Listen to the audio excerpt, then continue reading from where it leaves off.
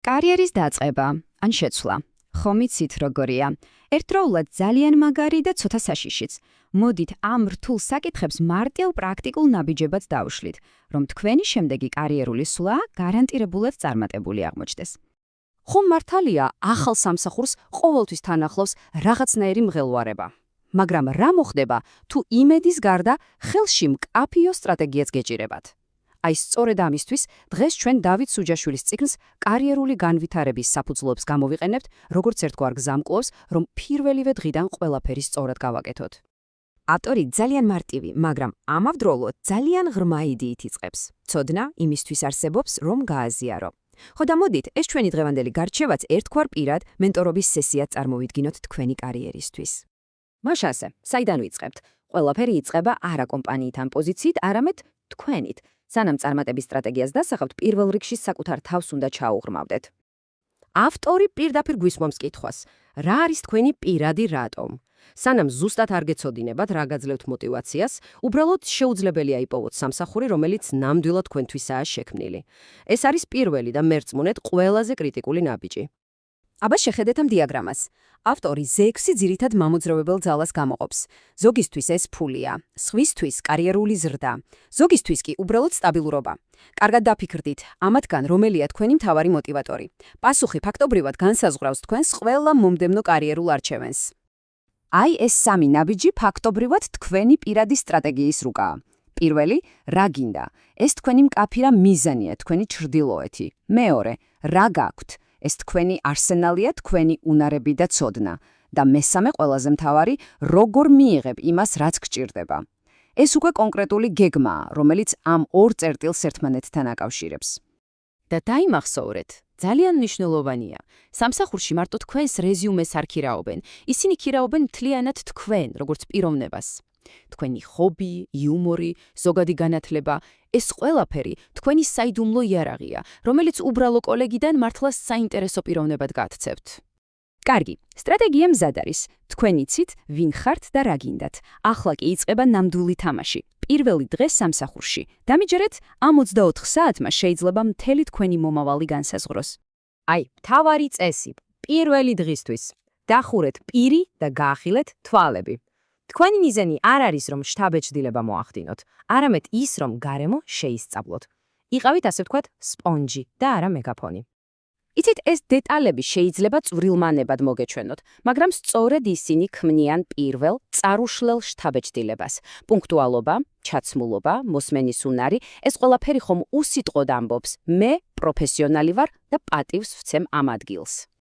აი ყველაზე გავრცელებული შეცდომა პირველ დღეს. უსაქმოდ ჯდომა და ლოდინი. თუ დავალება არ გაქვთ, ნუ დაელოდებით. თავად იპოვეთ საქმე.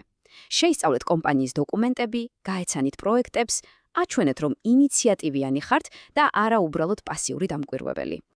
ამას ავტორი ზრდილობიან უარს უწოდებს. და ეს ფაქტობრივად თქვენი პროფესიონალური ფარია. როდესაც კოლეგა ცდილობს თავისი საქმე გადმოგაბაროთ, თქვენ პატივისცემით, მაგრამ მტკიცეთ უხსნით, რომ ეს თქვენი პასუხისგებლობა არ არის.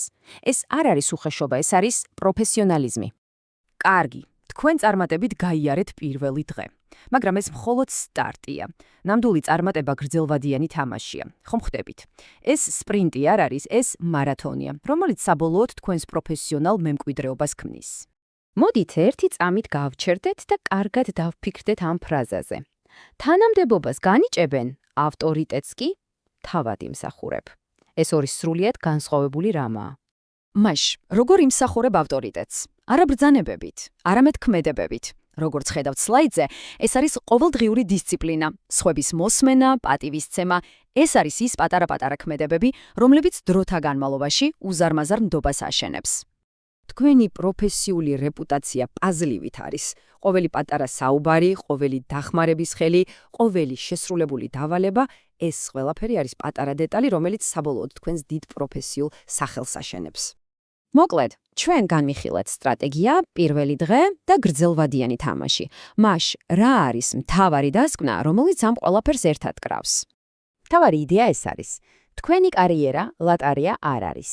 ის იღბალზე არ არის დამოკიდებული. ის თქვენი დიზაინით იქმნება. ამ პრინციპების გამოყენებით თქვენ ხართ თქვენი კარიერის არქიტექტორი. ოდესმე გიფიქრიათ, რომ კარიერა ლაბირინთს ჰგავს.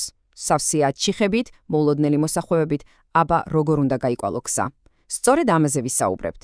ჩვენ ერთად ჩაუღრმავდებით 127-ზე მეტ პროფესიულ რჩევას, რომელიც განსაკუთრებით გამოადგება მათ, ვინც ახლა იწყებს ამ გზაზე სიარულს. მსად ხართ? დავიწყოთ. დაფიქრდით ერთი წამით ამ სიტყვებზე. საინტერესო არა? ეს არ არის უბრალოდ ლამაზი ფრაზა. ეს მთელი ფილოსოფია. ლაუზი გვეუბნება, რომ ნამდვილი ლიდერობა, იცით, ის კი არ არის, რომ სულ შენ ჩანდე და შენზე ლაპარაკობდნენ. არა. ეს არის უნარის სხვები ისე გააძლიერო, რომ მათ თავად ირწმუნონ საკუთარი ძალების და თქვან, ეს ჩვენ შევძელით. და აი მივედით მთავარ კითხვამდე. კი ბატონო, კარიერა ლაბირინთია, მაგრამ როგორ გავხდეთ ისეთი ლიდერი, რომ ამ ლაბირინთში გზა ვიპოვოთ? ამ გარჩევაში ზუსტად იმ სტრატეგიებზე ვისაუბრებთ, რომლებიც დაგეხმარებათ, არა უბრალოდ გადარჩეთ ამ ლაბირინთში, არამედ, იცით, თავდაჯერებულად გაიაროთ ის და ცენტრს მიაღწიოთ. კარგი, სანამ ამ ლაბირინთში პირველ ნაბიჯს გადავდგამთ, მოდი ჯერ ჩვენს შინაგან კომპასს შევხედოთ, იმიტომ რომ ხო ხვდებით, ყველაფერი სწორედ აქედან ჩვენი თავიდან იწყება. ჩვენი აზროვნება, ჩვენი განწყობა, აი ეს არის ის ფუნდამენტი, რომელზეც მერე ყველაფერი დანარჩენი, ყველა ურთიერთობა აშენდება. აი შეხედეთ ამ შედარებას. გვაქვს ორი ტიპის აზროვნება: რეაქტიული და პროაქტიული. რეაქტიული ადამიანი იცით სულ სხვას აბრალებს, ემოციებს ყვება, პრობლემებს კი გაურბის. მეორე მხარეს კი პროაქტიული მიდგომაა და რჩევებით ზუსტად ამას გვეუბნება. აიღე პასუხისგებლობა, მართე ემოციები, გამოწვევა შეხედე როგორც შანსს. ეს მეგობრებო უბრალოდ პოზიტიურად ფიქრი არ არის, არა. ეს არის მთლიანი ფსიქოლოგიური გადაწყობა, როცა მსხვერპლის როლიდან საკუთარი კარიერის მესაჭის როლში გადადიხარ. და ეს განსხვავება მერწმუნეთ ყველაფერს ცვლის. მოდით ვაღიაროთ. შიში ალბათ ყველაზე დიდი ბარიერია, რომელიც წინსვლაში გვიშლის ხელს. ხო მართალია? აი ამიტომაც წიგნი მის დასაძლევად მარტივ 3 ნაბიჯიან ფორმულას გვთავაზობს. პირველი, გაარკვიე კონკრეტულად რისი გეშინია, დაასახელე. მეორე, დაფიქრდი, რამდენად ლოგიკურია ეს შიში. მართლა რეალურია ეს საფრთხე. და მესამე, ყველაზე მთავარი, გააცნობიერე, რომ შიშების 98% ჩვენს გონებაშია, ის უბრალოდ ილუზიაა. და როგორც კი ამას მიხვდები, შიში ძალას კარგავს და უკვე მოქმედების დრო დგება. კარგი, ვთქვათ, ჩვენი შინაგანი კომპასი გავასწორეთ. რა ხდება შემდეგ? საქმე ისაა, რომ ამ ლაბირინთს მარტო ვერ გაივლი. წარმატება, იცით, გუნდური სპორტია. ამიტომ მეორე გასაღები ადამიანებთან ურთიერთობების სწორად აწყობა, სამსახურის სოციალურ და იერარქიულ ჯუნგლებში გზის გაკვალვა. და დავიწყოთ ყველაზე რთულით, უფროსთან ურთიერთობით. აქ არის რამდენიმე ასე ვთქვათ ოქროს წესი. პირველი, პატივი ეცი იერარქიას. მეორე, შენ უნდა მოერგო მას და არა პირიქით. მაგრამ ყველაზე საინტერესო რჩევა იცით რა არის? ავტორი პირდაპირ გვაფრთხილებს, რომ უფროსთან ზედმეტად დაახლოება და დამეგობრება ცეცხლთან თამაშს ხავს. პროფესიული დისტანცია აუცილებელია. აი ეს რჩევა. ერთი წუთი დავფიქრდეთ. შეიძლება ვინმე თქვას, რატომ უნდა დაუთმო ჩემი იდეა სხვას, მაგრამ აქ ძალიან ჭკვიანური სტრატეგია იმალება. ეს არ ნიშნავს, რომ საკუთარ თავს არ აფასებ. პირიქით, ეს ნიშნავს, რომ შენ გუნდურად თამაშობ. როცა შენს უფროსს საძლიერებ, შენ მთელ გუნდს აძლიერებ და საბოლოო ჯამში საკუთარ პოზიციასაც იმყარებ. ეს უკვე უმაღლესი პილოტაჟია. კარგი, უფროსთან ურთიერთობა გავარკვიეთ. მაგრამ ეს ხომ მთელი სურათი არ არის, არა?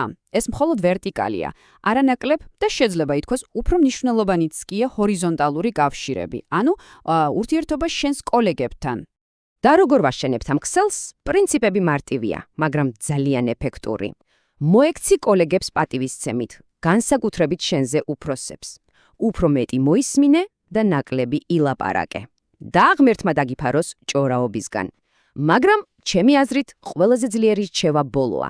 აქციე მთერი მოყვარეთ. წარმოგიდგენიათ, ეს უკვე ნამდვილი ხელოვნებაა და გვაჩვენებს, რომ სწორ კომუნიკაციას ფაქტობრივად შეუძლებელი არაფერი აქვს. კარგი, შინაგანი სამყარო მოვაწესრიგეთ, ურთიერთობებიც ავაწყეთ, ახლა დროა ვისაუბროთ თამაშის წესებზე, ანუ სტრატეგიაზე. ეს უკვე ლაბირინთის ყველაზე რთული და დახლართული ნაწილია. სწორედ აქ მიღებული გადაწყვეტილებები განსაზღვრავს თქვენს რეპუტაციას და ზოგადად მთელ თქვენს მომავალს. და სანამ კონკრეტულ ტაქტიკებზე გადავალთ, ერთი ძალიან მნიშვნელოვანი რამ უნდა გავაცნობიეროთ. ნებისმიერი სტრატეგიის გულში დევს ფუნდამენტური არჩევანი. ავტორი პირდაპირ გვეუბნება, თქვენ გახართ გზა გასაყარზე. ერთი გზა მორალის და ეთიკის გზაა, მეორე კი ის, სადაც არანაირი წესი არ არსებობს. და ეს არჩევანი მხოლოდ და მხოლოდ თქვენი გასაკეთებელია. და აი ეს ორი გზა ერთმანეთის პირისპირ. შეხედეთ კონტრასტს. ერთ მხარეს გვაქვს პრინციპები, სამართლიანობა, სხვისი წარმატებით გახარების უნარი. მეორე მხარეს კი ავტორი ამას მტაცებელი ცხოველის ინსტინქტების გზას უწოდებს. გზას, რომელიც მისივე თქმით ადამიანურობას განადგურებს და პირდაპირ დაღუპვისკენ მიდის. აქ კომენტარი ზედმეტია. არჩევანი როგორც იტყვიან, თქვენზეა. კარგი, დავუშვათ ეთიკური გზა ავირჩიეთ. როგორ ვიქცევით, როცა პრობლემა ჩნდება? მაგალითად, დაუშვით შეცდომა. რა უნდა ქნათ? აი, ჯენიალურად მარტივი სტრატეგია. პირველი, თავად მიდი და აღიარე. ნუ დაელოდები, სანამ სხვები აღმოაჩენენ. მეორე, უბრალოდ კი არ აღიარო, არამედ შესთავაზე გამოსწორების რამდენიმე გზა. და მესამე, მიეცი შენს უფროს საშუალება ამ ვარიანტებიდან თავად გააკეთოს არჩევანი. ამით რას აკეთებ? აჩვენებ პასუხისმგებლობას, პრობლემის გადაჭრის უნარს და ამავდროულად პატივს სცემ იერარქიას. იდეალური კომბინაცია. ახლა კი მივადექით სიტუაციას, რომელიც ყველას გვაშინებს, კონფლიქტს. რა არის ჩვენი პირველი ბუნებრივი რეაქცია? რა თქმა უნდა, თავის დაცვა შეპასუხება, მაგრამ წიგნი სრულიად საპირისპიროს გვთავაზობს. როცა კონფლიქტი გარდაუვალია, საუკეთესო რისი გაკეთებაც შეგიძლია არის უბრალოდ მოსმენა. კი, არ გეშლებათ, მოსმენა. და აი კონკრეტული ტაქტიკებიც. მიეცით საშუალება მეორე მხარეს ბოლომდე გამოთქვას სათქმელი. არ შეაწყვეტინოთ. შეიძლება ისეთი რამე გაიგოთ, რასაც არ ელოდით. თუ უფროსი გაკრიტიკებთ, არავითარ შემთხვევაში არ შეეპასუხოთ იმავე წამს. დაელოდეთ, სანამ ემოციური ფონი ჩაცხრება. და კიდევ ერთი ოქროს წესი, თუ ვინმე გიყვირით, თქვენ მშვიდად და დაბალი ხმით უპასუხეთ. ეს აგრესიის განმუხტვის საუკეთესო საშუალებაა. კარგი, ჩვენ ვისწავლეთ, როგორ მართოთ საკუთარი თავი, ურთიერთობები, სტრატეგიები, მაგრამ რისთვის? რა არის ამ ლაბირინთის ცენტრში? რა არის ნამდვილი მიზანი? იმიტომ რომ უბრალოდ ლაბირინთის გავლა ეს ხომ დასასრული არ არის, ეს მხოლოდ დასაწყისია. ნამდვილი მიზანი კი გაცილებით უფრო ღრმა და მნიშვნელოვანია. აი ეს ფრაზა კარგად დავიმახსოვროთ. წარმატება არ არის საბოლოო დანიშნულების წერტილი. ანუ კარიერული წინსვლა, მაღალი თანამდებობა, ეს არ არის თვითმიზანი. ეს არის უბრალოდ ინსტრუმენტი, საშუალება, რომ რაღაც ბევრად უფრო დიდს და მნიშვნელოვანს მიაღწიო. და აი მივედით კიდეც მთავარ აზრამდე. რა არის ლიდერის ნამდვილი მემკვიდრეობა? ეს არ არის ძალაუფლების დაგროვება. ეს არის ცოდნის გაზიარება. ეს არის შენი გამოცდილების გადაცემა სხვებისთვის, რომ მათაც თავის მხრივ სხვებს გაუზიარონ. საქმე ის კი არ არის, რომ მათ მაგივრად გააკეთოს საქმე. არა, საქმე ისაა, რომ ასწავლო როგორ გააკეთონ ეს თავად. აი ეს არის ნამდვილი ლიდერობა და ნამდვილი მემკვიდრეობა. და რა შეიძლება იყოს ამ ყველაფრის უკეთესი შეჯამება? ვიდრე რუსთაველის ეს გენიალური სიტყვები, რომლითაც ავტორი თავის წინასიტყვაობას ასრულებს. რასაც გასცემ, შენია, რას არა, დაკარგულია. ვფიქრობ, ეს იდეალურად ხსნის ყველაფერს, რაზეც დღეს ვისაუბრეთ. ის, რასაც იზიარებ, სამუდამოდ შენთან რჩება.